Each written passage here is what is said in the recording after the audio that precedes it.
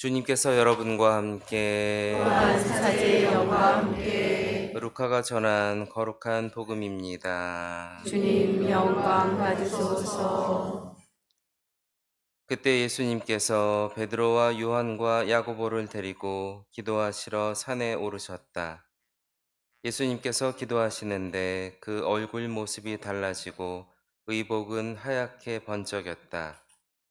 그리고 두 사람이 예수님과 이야기를 나누고 있었다.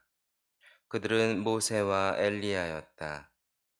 영광에 쌓여 나타난 그들은 예수님께서 예루살렘에서 이루실 일, 곧 세상을 떠나실 일을 말하고 있었다. 베드로와 그 동료들은 잠에 빠졌다가 깨어나 예수님의 영광을 보고 그분과 함께 서 있는 두 사람도 보았다. 그 두 사람이 예수님에게서 떠나려고 할 때에 베드로가 예수님께 말하였다. 스승님, 저희가 여기에서 지내면 좋겠습니다. 저희가 초막 셋을 지어 하나는 스승님께, 하나는 모세께, 또 하나는 엘리야께 드리겠습니다. 베드로는 자기가 무슨 말을 하는지도 몰랐다. 베드로가 이렇게 말하는데 구름이 일더니 그들을 덮었다. 그들이 구름 속으로 들어가자 제자들은 그만 겁이 났다. 이어 구름 속에서 이는 내가 선택한 아들이니 너희는 그의 말을 들어라 하는 소리가 났다. 이러한 소리가 울린 뒤에는 예수님만 보였다. 제자들은 침묵을 지켜 자기들이 본 것을 그때에는 아무에게도 알리지 않았다. 주님의 말씀입니다. 그리스도님 찬미합니다.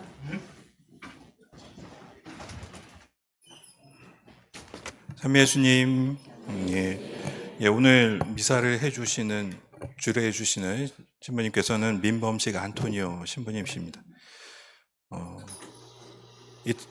잘 들리시죠? 네, 이태리에서 박사학위 받으시고 신학교에서 교수 신부님으로 계시다가 그다음에 한국 주교회의에서 또 홍보국장님으로 계시다가 이번에 다시 신학교의 신학원장님이 되신 민범식 안토니오 신부님입니다. 오늘 특강하러 오주셨습니다. 감사합니다.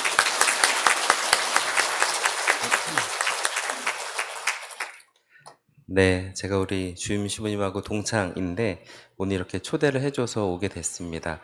사실은 뭐 전에 한두 번 또 오기도 했었어요. 그냥 신부님 만나러 놀러 오기도 했었는데 이렇게 미사 때 신자분들과 함께하는 건 처음이고, 네, 그래서 반갑습니다. 우리 어린 친구도 큰일 났네. 오늘 미사가 길 텐데.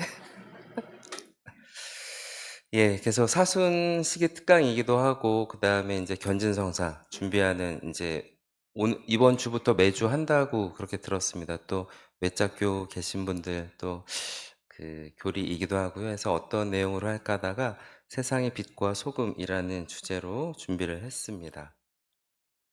예, 뭐 아시는 것처럼 다들 사순시기를 보내고 있고 오늘 사순시기 두 번째 주일이죠. 그리고 방금 들은 복음에서는 예수님께서 영광스럽게 변모하신 달라지신 그런 모습을 또 복음에서 듣게 됩니다. 아시는 것처럼 예수님께서 나중에 이제 부활하시고 나서 그다음에 하느님의 아드님으로서 그 영광스러운 모습을 우리에게 미리 보여주신 사건이다. 그렇게 이제 우리는 알아듣고 있죠. 근데 이렇게 예수님께서 그런 영광스러운 부활 이후의 영광스러운 모습을 미리 보여주시기도 하시지만 또 한편으로 또 우리 교회의 지체인 우리들은 또 많이 하는 이야기가 세상의 빛과 소금, 그쵸? 예수님께서 부활 이후의 영광스러운 모습을 보여주신 것처럼 그리스도인인 우리 각자도 세상의 빛과 소금으로 세상에 뭐 하느님의 말씀, 또 예수님의 모습을 전해야 하는 사명을 지니고 있습니다. 세상의 빛과 소금이라는 이야기 많이 들어보셨죠? 네. 근데 요즘 세상이 어떤가요? 평화롭고 행복한가요? 좀 지난 이야기이긴 하지만 벌써 2년 전 2023년도의 일이에요.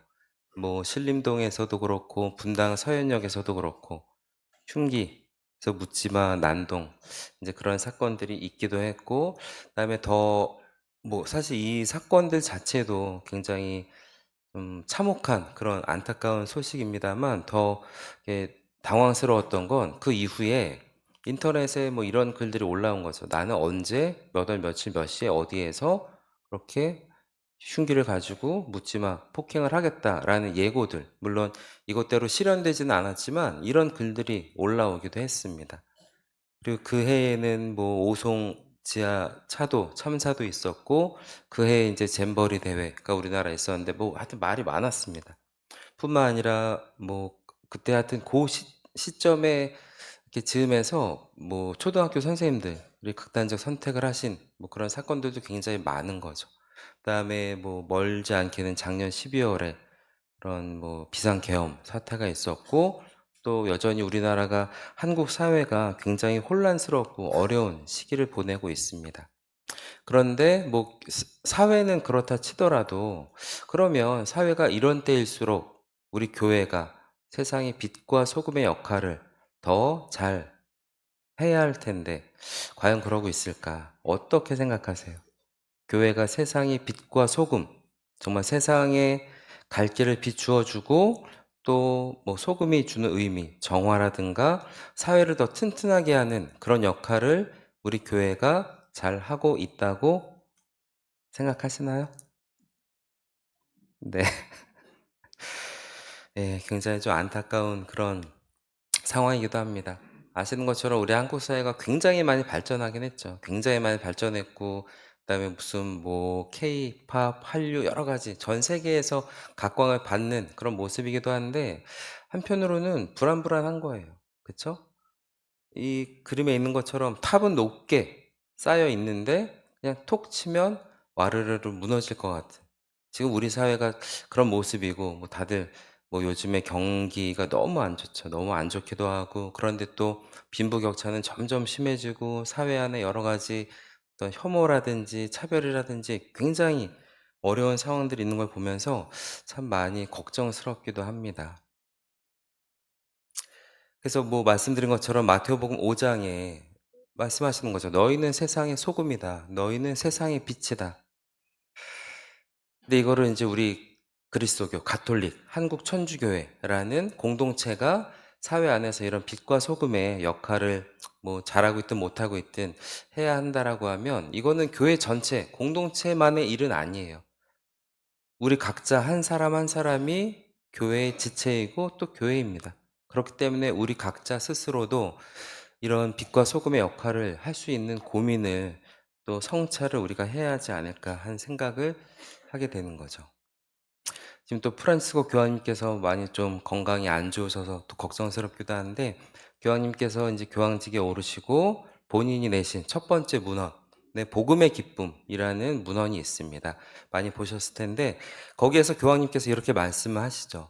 제 관심사는 오로지 개인주의나 무관심이나 이기주의에 사로잡힌 이들이 그 부끄러운 굴레를 벗어버리고 더욱 인간답고 고귀하고 유익한 생활 방식과 사고 방식으로 지상에서 품위 있게 살아가도록 도와드리려는 것입니다. 교황님이 이렇게 말씀하세요. 교황님으로서 문헌을 냈다고 해서 자, 우리 이제 다 예수님 믿읍시다. 다 세례받고 천주교 신자 됩시다. 이런 말씀을 하시는 게 아니라, 종교와 상관없이 모든 우리 각자가 이런 개인주의, 무관심, 이기주의, 정말로 어떤 인간적인, 인간답지 않은 인간, 뭐 형제 이런 것들을 해치는 이 모습에서 벗어나서 인간답고 고귀하고 정말로 이 지상에서 품위 있게 함께 살아갑시다 라는 내용을 호소를 하신다는 겁니다. 이제 봄이 와서 꽃들이 또 많이 필 텐데, 꽃 사진이 있죠. 뭐 글씨가 작아서 잘 안 보이긴 하지만 여기 있는 꽃들 중에서 어떤 꽃이 제일 예쁜 꽃일까요? 다 예쁘세요? 그래도 제일 예쁜 꽃을 하나 고르신다면? 뭐 해바라기? 네. 어느 분은 해바라기, 또 다른 분은 수선화, 네, 장미. 맞습니다. 뭐 여러 종류의 꽃들이 있고 뭐 다 이쁘다고 하실 테고 또 각자 특히 좋아하는 꽃도 있으시겠죠. 근데 사실은 이 많은 수많은 꽃들 중에 "어떤 꽃이 제일 예쁜 꽃입니까?" 라는 물음은 참 바보 같은 어리석은 질문인 거죠. 다 예쁜 꽃입니다. 맞습니다. 그런데 우리가 그거는 생각할 수 있죠. 아무리 화려하고 예쁜 꽃이라고 하더라도 이렇게 시들어 있으면 그 꽃을 예쁘다고 하진 않아요. 그쵸? 그런데 그 이름은 모르지만 들판에 핀 들꽃이지만 그래도 정말로 활짝 생기 있게 피어 있는 꽃을 보고 우리는 '아 정말 예쁘다.'라고 얘기를 한다는 겁니다. 우리 삶도 마찬가지고 우리 사회도 마찬가지라는 거예요. 누가 더 예쁘고 누가 못나고 그게 아니라 각자가 우리 다 살아있죠. 살아있는 사람들입니다. 근데 이거는 물리적으로 숨을 쉬면서 움직이는 그런 살아있는 건 맞지만 그런 이야기 또 많이 하시잖아요. "아이고 살아도 사는 게 아니야." 여러 가지 뭐 힘든 어려운 일들 때문에 생기를 잃고 힘없이 어렵게 살아간다면 그 삶이 정말로 참된 인간으로 살아가는 삶이라고 말하기는 어려울 거라는 겁니다. 교황님 말씀하신 것처럼 뭐 세례 받으십시오, 뭐 천주교 신자 되십시오 이게 아니어도 종교 그 이전에 우리 각자가 정말로 생명력 있게 하느님께서 우리에게 주신 생명력을 풍성하게 피워내면서 살아갈 때 그때 우리의 삶이 정말로 아름다운 삶이 될 거라는 겁니다. 그리고 우리 교회가 세상에서 빛과 소금의 역할을 한다는 것은 다른 의미가 아니라 나 스스로도 그렇지만 우리 사회가 그렇게 생기 있게 생명력 있게 살아갈 수 있도록 뭔가를 우리가 할 수 있어야 한다는 거죠. 그래서 어떻게 하면 우리가 빛과 소금의 역할을 할 수 있을까? 아니면 반대로 근데 왜 지금 교회는 빛과 소금의 역할을 잘 못하고 있을까를 이제 생각하다가 한 가지 이제 책에서 본 내용을 좀 나눠 보려고 합니다. 수도 생활의 재발견이라는 책. 그래서 수도 생활에 관련된 내용이긴 해요. 근데 이게 꼭 뭐 수사님들, 수녀님들, 수도자에게만 해당되는 게 아니라 정말 우리 그리스도인에게 좀 생각할 거리를 많이 주는 것 같습니다. 내용이 좀 뭐 딱딱할 수도 있는데 간단하게 말씀드리면 그 예수님 이전에 유다교 사회에는 크게 두 가지 전통이 있었다고 해요. 하나는 왼쪽에 보이는 이 그림은 사제적 전통입니다. 그쵸? 계명에 따라서 여러 희생제사, 뭐 속죄제사, 번제물을 바치는 사제적 전통이 크게 하나 있었고 또 다른 한 가지는 우리가 잘 아는 뭐 이사야, 호세야, 뭐 예레미야, 예즈키엘처럼 예언자적인 전통. 이 두 가지가 있었다는 거예요. 하나는 사제적 전통, 그다음에 다른 하나는 예언자적 전통이었습니다. 그다음에 그 당시 인제 유다교 사회에서 중요하게 생각한 게 세 가지가 있었다는 거죠. 우리의 삶, 생명과 연관된 중요한 세 가지 뭐냐 하면 첫 번째는 음식. 먹고 살아야 되니까. 먹어야 살잖아요. 그죠? 음식. 해서 더 이거를 확장하면 우리가 사용하는 여러 가지 물질들, 재화, 재산 요런 음식이 첫 번째였고 두 번째는 성 또는 가족. 이것도 중요한 요소고 세 번째는 경신례, 예배 아니면 이 예배를 드리는 성전. 이렇게 세 가지가 굉장히 중요한 요소였다는 거예요. 그런데 앞서 말씀드린 사제적 전통에서 바라보는 이 세 가지 요소와 예언자적 전통에서 바라보는 세 가지 요소가 달랐다는 겁니다. 어떻게 달랐냐 하면 먼저 사제적 전통에서는 어쨌거나 중요한 건 이게 정결하냐 부정하냐. 왜 성경에 보시면 많이 나오잖아요. 뭐 정결해야 되고 정결함을 유지하려면 어떻게 해야 되고 뭐 부정한 사람은 뭐 제사에 참여하면 안 되고 끊임없이 이게 정결하냐 정결하지 않냐 이렇게 이분법적으로 나눠서 그렇게 바라봅니다. 그런데 예언자적 전통에서 중요한 건 정결하냐 정결하지 않냐가 아니라 공동체 안의 친교라는 거예요. 우리 안에 무상으로 하나님께서 생명을 주셨는데 이것을 우리가 다 함께 누리느냐 아니면 이 친교가 깨어지느냐 이거를 중요하게 봤다는 겁니다. 음식, 물질에 대해서도 그래서 사제적 전통에서는 이런 물질, 재산 이거는 다 나쁜 거, 부정한 거, 멀리해야 되는 거 이제 그런 것들을 강조를 하죠. 그런데 예언자적 전통에서는 물질이 나쁜 건 아니에요. 하느님께서 아브라함에게도 부의 축복을 주시는 것처럼 이런 물질도 하느님께서 우리에게 주시는 선물인데, 문제는 이 물질이 우리 공동체 안에 골고루 나누어지느냐 아니냐, 이게 중요하다는 겁니다. 빵을 먹을 때, 아니면 뭐 우리 글쎄요 뭐 본당에서 하는지 모르겠지만 뭐 국수잔치를 한다. 그럼 이 국수잔치 할 때 국수가 정결한 음식이냐 정결하지 않은 음식이냐, 사제적 전통에서는 이거를 따졌다면 예언자적 전통에서는 정결하냐 정결하지 않냐가 중요한 게 아니라 한 사람도 빠짐없이 이 국수를 먹었느냐 아니냐, 이게 중요하다는 거죠. 바라보는 시각이 다른 겁니다. 뭐 이것에 대해서도 사제적 전통에서는 여전히 정결한 것, 부정한 것, 그래서 뭐 성적인 금기, 부정한 것들의 목록, 이거를 굉장히 계명인 거죠. 율법이고 이거를 중요시합니다. 그런데 예언자적 전통에서는 정결하냐 부정하냐가 아니라 정말로 우리 안에 사랑과 친교, 그리고 사랑과 친교를 위한 목적으로 이 성이 뭐 사용되느냐, 그거를 따진다는 거예요. 그래서 죄가 되는 것은 부정한 이것보다는 우리 안에 사랑과 친교가 깨지는 것, 이것이 우리 공동체가 짓는 죄라고 이야기를 한다는 겁니다. 그다음에 예배, 경신에 대해서도 사제적 전통은 계속 같은 이야기입니다. 정결한 것, 부정한 것. 그래서 우리 거룩한 성지와 부정한 세상, 이걸 나누는 거죠. 이게 계속되면은 어떻게 되냐면, 뭐 굳이 오늘날 우리 모습으로 한다면 성당에 와서는 열심히 기도하고 신앙인으로 하지만 세상에서 살 때는 신앙과는 무관하게 이런 성과 속, 이 둘 사이를 나누는 이런 모습으로 드러나기도 한다는 겁니다. 뭐 잠깐 다른 이야기지만 사실은 우리나라 정치인들, 국회의원 중에도 가톨릭 신자 수가 적지 않아요. 굉장히 많습니다. 근데 그들이 이야기하는 내용들이 정말 복음적이고 하느님의 뜻에 맞는 이것을 가톨릭 신앙인으로서 이야기를 하는지, 아니면은 뭐 주일날 성당에 와서 미사 참는 열심히 하지만 그냥 그런 바깥에 사회 활동을 할 때는 신앙과는 무관하게 하는지, 뭐 그런 것도 생각할 수가 있죠.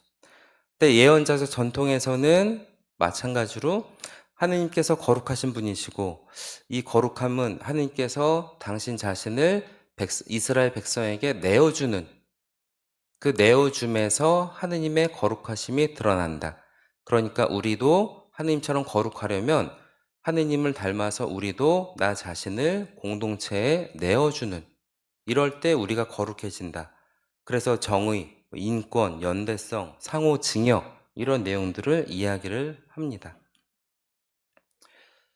이렇게 두 가지, 사제적 전통과 예언자적 전통 두 가지를 이렇게 좀 크게 나누어서 생각을 한다면 여기서 이제 깜짝 퀴즈인 거죠.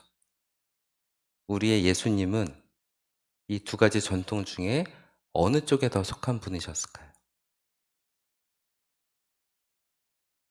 그쵸? 예언자적 전통에 속한 모습을 복음서는 우리에게 전해주고 있다는 겁니다. 이 두 가지 전통이 좀 다르다고 해서 둘 중에 하나는 좋고 하나는 나쁘다, 그렇진 않아요. 둘 다 중요합니다. 그런데 더 근본적으로 중요한 것, 그래서 예수님께서 우리에게 알려주신 것은 사제적 전통 좋지만 이것보다 더 근본적으로는 우리 안에 친교, 사랑, 내어줌, 이게 더 중요하다 말씀하시는 거죠. 그래서 복음에서도 끊임없이 안식일이 사람을 위해서 있는 거지 사람이 안식을 위해서 있는 것이 아니다, 이런 말씀도 그렇고, 당시에 뭐 바리사이들, 율법학자들이 배척했던 세리, 죄인, 이런 사람들에게 친교와 사랑을 보여주시는 모습, 누가 보더라도 예언자적 전통에 속한 모습을 보여준다는 겁니다. 사실은 이게 우리 교회 공동체의 참 모습이에요. 그런데 그 구약 시대의 예언자적 전통은 많이 약해졌고 사제적 전통, 이것만 강조된 그런 사회였기 때문에 예수님께서 오셔서 이야기를 하셨고, 근데 예수님 이후에 신약 시대에 처음에 초대교회가 생기고는 사실은 이런 예언자적 전통의 모습이 많이 보이죠. 함께 생활하고 공동 소유하고 함께 나누는, 근데 어느 틈엔가 또 하나의 제도로 정착이 되고 이 제도가 이어오면서 또 우리 안에 예언자적 전통은 잊어버리고 사제적 전통이 강하게 남아있지 않나 하는 생각을 합니다. 그래서 우리가 빛과 소금의 역할을 좀 잃어버린 모습이지 않나 싶은 거죠. 그 책의 장소 이야기도 나옵니다. 예루살렘, 그 다음에 갈릴레아라는 두 장소가 나오는데 그 저자 신부님이 이야기하는 거는 그거예요. 예루살렘은 어떤 곳이냐? 빈 무덤의 장소라는 겁니다. 그리고 뭐 여러 가지 뭐 예언자들을 죽인 곳, 하느님을 거스르고 예언자들을 거부하고 또 하느님과 종교와 법의 이름으로 불의를 저지른 장소, 거대한 전통, 종교 제도의 장소, 경신례, 예배의 장소, 정결법, 정통성의 장소, 그것들을 강조하는 장소. 그런데 갈릴레아는 어떤 곳이냐? 당연히 부활하신 이후에 그 부활하신 예수님을 만난 곳이 갈릴레아이기도 하고 사실 그 이전에 예수님을 처음 만난 곳이 갈릴레아이기도 해요. 근데 당시 이스라엘 사회에서 갈릴레아는 어떤 곳이었냐? 변방이었다는 거죠. 그 사회, 국가의 중심지가 아니라 저 멀리 떨어진 변방, 보잘것없는 곳, 소외의 장소, 가난한 이들의 장소. 그런데 거기에서 예수님을 만나고 부활하신 예수님을 보게 되었다는 겁니다. 그러면 우리가 물을 수 있는 건 지금 우리는, 한국 교회는, 그 다음에 뭐 저는 서울교구 신부지만 의정부 교구는, 아니면 의정부 교구 안에 용현동 본당 공동체는 어디에 있는가? 아니면 어느 곳을 향해 가고 있는가? 예루살렘을 향해 가고 있는가? 갈릴레아를 향해 가고 있는가? 우리 각자가 기도하면서 봐야 할 부분이라는 겁니다. 그리고 이거는 아까도 말씀드린 것처럼 공동체만이 아니라 우리 각자 개인도 마찬가지예요. 여기에 이제 이 주일날 쉴 수 있는 이날 다들 여기 오셔서 이제 앉아 계시는데 무엇을 바라고 무엇 때문에 여기에 와 있는지도, 아니면 나는 예루살렘을 가고 있는가, 갈릴레아를 가고 있는가, 이것도 한번 생각해 보실 만한 부분이라는 거죠. 마태복음 11장에 예수님이 말씀하십니다. 이제 요한에 대한 물음을 하고 그 이야기가 있고, 그들이 떠나가자 예수님께서 요한을 두고 군중에게 말씀하기 시작하셨다. 너희는 무엇을 구경하러 광야에 나갔더냐? 바람에 흔들리는 갈대냐? 아니면 무엇을 보러 나갔더냐? 고운 옷을 입은 사람이냐? 그들은 왕궁에 있다. 아니면 무엇을? 우리 각자도 마찬가지입니다. 무엇을 보러, 무엇을 위해서 오늘 이 자리에 오셨는지, 아니면 무엇을 위해서 신앙생활을 하고 있는지. 이건 저도 마찬가지죠. 전 무엇을 바라고 신부로 살아가고 있는가, 저 스스로 성찰해야 할 부분입니다. 그래서 우리가 이제 생각할 수 있는 것 중에 하나는 뭐 가치, 우리가 추구하는 가치라는 표현을 많이 쓰잖아요. 근데 뭐 살면서 여러 가지 많은 가치를 추구합니다. 그쵸? 신앙적인 가치, 뭐 하느님, 기도, 형제의 사랑, 애덕, 연대, 이런 것들을 추구하기도 하고, 아니면 건강, 아니면 뭐 여러 가지 그쵸? 관계. 우리가 추구하는 가치들이 굉장히 많습니다. 근데 이것도 딱 이분법적으로 나눠서 세상의 가치는 다 필요 없는 거고, 부정해도 되고, 무시해도 되고, 우리 신앙의 가치만 추구하면 됩니다. 사실 이거는 이렇진 않아요. 그쵸? 우리가 살아가려면 먹는 것도 필요하고, 돈도 필요합니다. 직장도 필요하고, 여러 가지. 그래서 많은 가치를 추구하는 건 맞는데, 중요한 건 뭐냐 하면, 그 가치들 사이에 구별, 그 다음에 어느 가치를 더 먼저 따를 거냐. 예를 들면 오늘 좀 날씨가 비 오고 안 좋긴 하지만 이제 봄 되고 날이 좋아져서 뭐 주일날 하루 저 어디 바람 쐬러 꽃구경 좋죠. 나쁜 가치가 아닙니다. 추구할 수 있는 좋은 가치인데, 그것과 아니면 주일날 본당 미사 가서 주일 미사 참여하는 것, 두 가지가 둘 다 뭐 좋은 가치들이에요. 그런데 이 두 가지가 서로 상충할 때 어느 가치를 먼저 선택할 건가? 이게 우리에게 주어진 숙제라는 거죠. 간단하게 말씀드리면 우리 그리스도교 가치도 근데 또 여러 가지가 있습니다. 가장 중요한 근본적인 가치는 예수님을 따르는 것, 그래서 하느님과 일치하는 것. 이게 제일 중요한 우리의 목적이기도 해요. 그런데 이것들을 잘 그리스도를 따르는 거, 하나님과 일치하는 것이 잘 될 수 있도록 우리에게 도움되는 수단적인 가치들이 있습니다. 대표적인 게 복음 3독인 거죠. 청빈, 정결, 순명. 근데 여기도 마찬가지로 이 순서가 뒤바뀌면 어려워진다는 거예요. 우리 용현도문당은 주임심은 이미 잘 하셔서 그럴 일은 없겠지만, 예를 들어서 우리 그리스도인으로서 뭐 청빈, 가난하게 삽시다. 그러니까 우리 본당은 여름에 냉방 안 하겠습니다. 겨울에 난방 안 하겠습니다.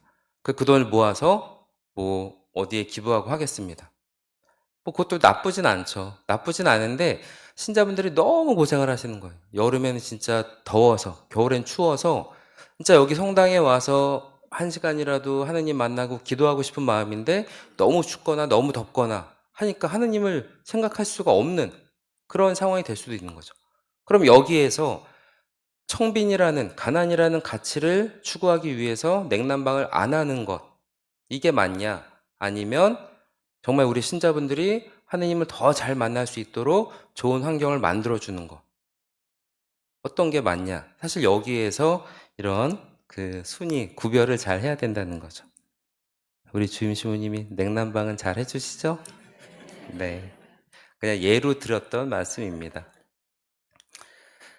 그 다음에 또 개인 차원에서는 이런 것도 생각할 수 있어요. 사실은 여러 사람, 아까 말씀드린 것처럼 각자가 추구하는 가치는 다 다릅니다. 근데 이게 그냥 개인의 주관적인 가치일 수도 있고 객관적 가치일 수도 있다는 거죠. 예를 들면 어떤 사람은 건강을 되게 중요시해요. 그래서 뭐 운동이나 여러 가지를 많이 합니다. 근데 이거는 사람마다, 어떤 사람은 건강 중요하게 생각해서 운동 열심히 할 수도 있고, 어떤 사람은 관계라는 가치를 중요시하게 생각해서 그것에 에너지를 쏟을 수 있고, 사람마다 다르죠.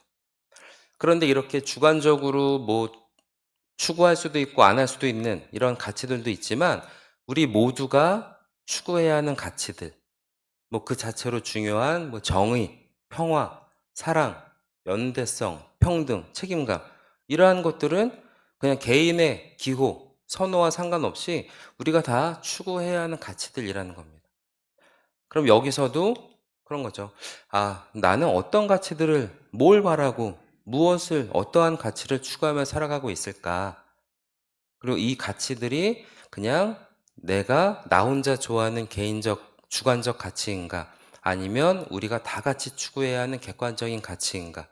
더 나아가서 내 삶에서 추구하는 가치들이 복음에 나오는 그런 그리스도교적 가치, 복음적 가치와 얼마나 맞는가? 이거는 우리 각자가 성찰해야 될 부분이라는 겁니다. 그리고 당연한 이야기지만 그렇다고 해서 주관적 가치는 전혀 있으면 안 됩니다. 또 이런 말씀도 아니에요. 각자가 필요한 것들, 좋아하는 것들 또 챙기며 살지만 중심에는 복음적인 가치들이 우리 안에 서 있을 때 계속 말씀드리는 것처럼 우리가 세상의 빛과 소금의 역할을 할 수 있게 된다는 거죠. 작년에 보신 분 계시겠지만 그 흑백 요리사라는 프로그램이 있었어요. 그죠? 그래서 이거는 뭐 요리 경연 대회입니다.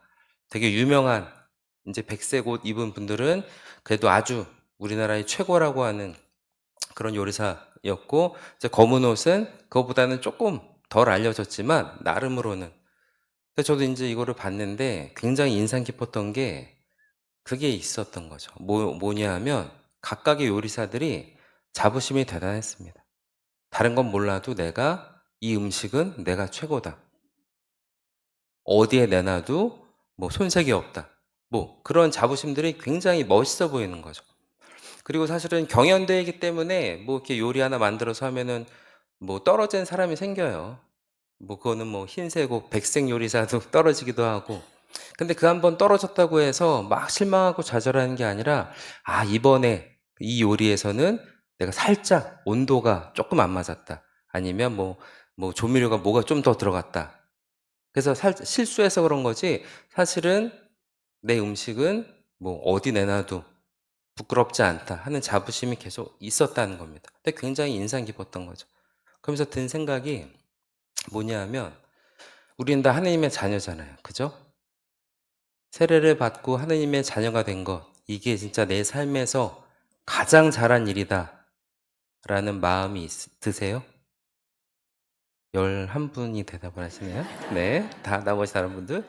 아니면 내가 정말 신앙인으로서 아니면 복음을 따르는 삶, 사실은 쉽지 않잖아요. 복음을 따르는 기쁨도 있지만 굉장히 어렵기도 하고, 내가 그냥 신자가 아니면은 뭐 하고 싶은 것도 더 많이 하고 로또도 많이 사고 뭐 할 텐데 그래서 근데 내가 하나님의 자녀로서 이 복음을 따르는 삶, 신앙인으로 살아가는 게 정말 잘한 거다 하는 자부심이 우리 안에 얼마나 있을까? 네. 근데 그거는 뭐 없다라는 말, 없어서 드리는 말씀이 아니라 이런 자부심이 우리 안에 막 생길 때 그때 우리도 정말로 더 신앙인으로 아까 말씀드렸던 것처럼 그런 사제적 전통, 계명, 율법 여기에 얽매이기보다 정말로 더 근원적인 그런 예수님이 보여주신 모습 그게 사람을 살리는 그 모든 꽃들을 더 생기 있게 피어나게 하는 그런 모습으로 나부터 살아갈 때 나 스스로 세상의 빛과 소금의 역할을 할 수 있게 된다는 겁니다. 그리고 그럴 때 우리 사회가 더 건강해지는 거죠. 누군지 아세요? 누군지 아세요? 저도 모릅니다. 네, 근데 어쨌든 뭐 예쁘장하게 생긴 이제 소녀 아이가 있죠.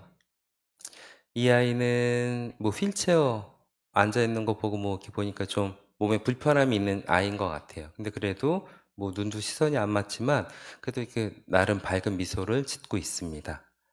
이 아이는 무슨 미술 시간에 뭐 크레파스, 색연필 뭐 하는 것 같고요. 이 아이도 뭐 어쨌든 막 이렇게 반갑게 손을 흔들어 주고 있죠. 이 아이는 무슨 생일 파티에서 공주가 입는 망토 같은 황금 망토 그런 거를 이제 두르고 있는 것 같고 아이들만이 아니라 청년도 있습니다. 아마 어디 뭐죠? 그 차박 캠핑을 갔나 봐요. 해서 뭐 텐트 같은 거에서 뭐 V자 사진을 찍고 있죠. 가족의 모습도 있습니다. 아버지와 아이들 같아요. 아이들을 안고 있는 표정이 굉장히 행복한 표정이죠. 또 이렇게 포대기에 쌓여 있는 아이도 있습니다. 뭐 보신 분도 계시겠지만 이 사진이 어떤 사진이냐면 그 캐나다의 한 사진 작가가 시리아 난민들이 이제 막 떠돌아 다닐 수밖에 없잖아요. 거기를 따라다니면서 찍은 사진들이에요. 근데 우리는 딱 난민 하면 당연히 굉장히 비극적이고 참담한 이제 그런 것들을 생각을 하잖아요. 근데 이 사진 작가가 이렇게 이야기를 합니다. 이제까지 난민 위기의 이미지는 비극과 드라마였다. 그래서 그 상황을 기록하러 가는데 나는 그것보다는 더 많은 것, 다 비극적이고 참혹한 이것만이 아닌 또 다른 무언가를 볼 수 있으리라 생각했고 과연 실망하지 않았다. 라고 이야기를 합니다. 이 미소를 보자 나는 너무나 마음이 아팠다. 언제든 이 미소를 보면 마음이 아플 것이다. 내 인생에서 무슨 일이 일어나든 저 아이가 미소를 지을 수 있다면 나 또한 미소 지어야 한다. 이런 미소를 보면 이 시리아 아이는 연필 한 자루가 얼마나 소중한지 잘 알고 있다는 걸 쉽게 볼 수 있다. 이 용감한 작은 사람이 그리스 국경 이도메니에서 마케도니아로 가족과 함께 걸어가다 시간을 내 운 좋은 사진가, 작가 자신이죠. 사진가에게 손을 흔들며 미소를 지어 주었다. 사실은 그 걸어가는 여정이 편하고 좋은 여정이 아닐 텐데 그래도 이렇게 다른 사람에게 인사를 건네는 마음이 있다는 겁니다. 온몸이 젖고 어디가 어딘지도 모른 채 이 섬에 도착하는 난민들은 갈 곳도 없고 마른 옷도 없다.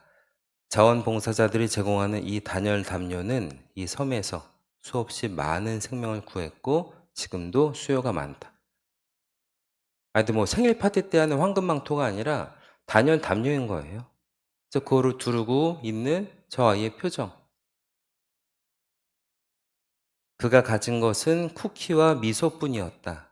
그는 내게 둘 다 주었다. 가진 게 많아야 남는 걸 다른 사람에게 주는 것만은 아니라는 거죠. 가진 게 이거밖에 없어도 내가 가진 것을 그렇다고 이 쿠키와 미소 크고 거창한 뭐가 아닙니다. 근데 작고 사소한 것이지만 그냥 내 안에 집중해서 나의 어려움, 힘듦만 생각하는 것이 아니라 다른 사람에게 웃어줄 수 있는 것. 내 삶에서 가장 소중한 사람을 이런 위험한 여행길에 데리고 가는 게 얼마나 힘들지 상상해 보려 했다.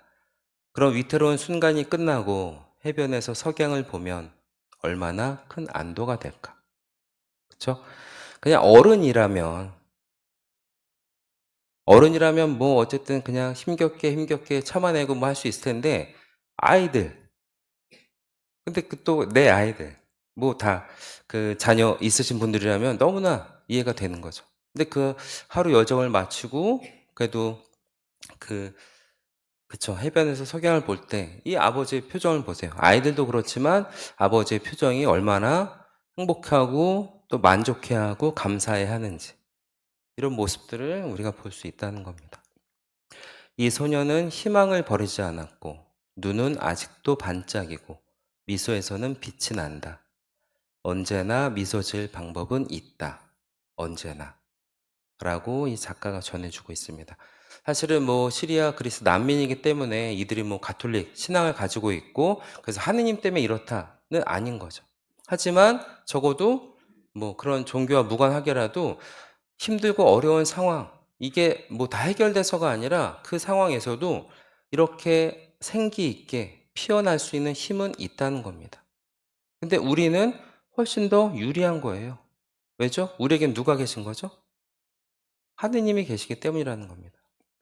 그러면 우리도 아까 말씀드린 것처럼 그런 사제적 전통, 사실은 교회가 그동안 또 저도 신부지만 신부님들이 그렇게 너무 그런 것만을 강조하고 가르쳤기 때문에 우리 안에서도 그런 예언자적 전통을 많이 잊어버렸다면 그것을 되찾고 하나님께서 우리 안에 공동체 안에 계시고 그래서 우리 공동체 안에 친교, 연대 이러한 것들이 더 이렇게 뭐 활성화되고 많아질 때 우리 각자도 이 아이들, 이들에게서 보이는 것처럼 웃을 수 있고 또 힘을 얻을 수 있는 방법은 언제나 있다는 겁니다.